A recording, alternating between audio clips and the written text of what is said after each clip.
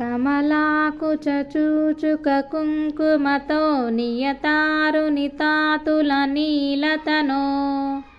कमलायतलोचनलोकपते विजयी भव वेङ्कटशैलपते सचतुर्मुखपञ्चमुखप्रमुखाखिलदैवतमौलिमने शरणागतवत्सलसारनिधे परिपालय मां वृषशैलपते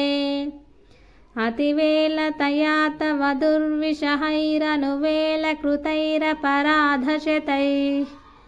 भरितं त्वरितं वृषशैलपते परया कृपया परिपाहि हरे अधिवेङ्कटशैलमुदारमते जनताभिमताधिकदानरतात् परदेवतया गदितान्निगमः कमलादयितान्न परं कलये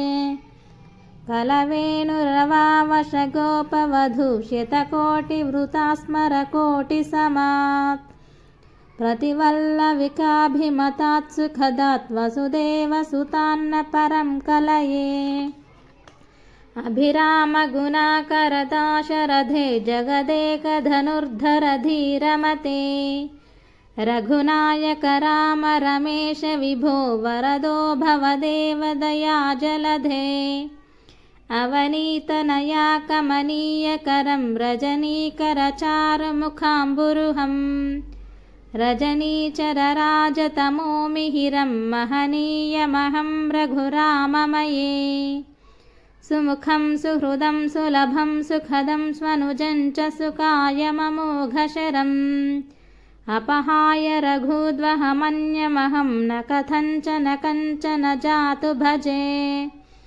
विना वेङ्कटेशं ननाथो ननाथः सदा वेङ्कटेशं स्मरामि स्मरामि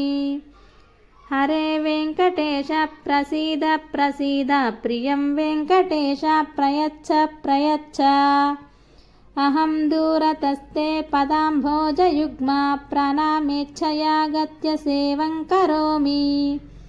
सकृत्सेवया नित्यसेवाफलं त्वं प्रयच्छ प्रयच्छ प्रभो वेङ्कटेश अज्ञानिना मया दोषान् शेषान् विहितान् हरे क्षमस्वत्वं शेषशैलशिखामणे।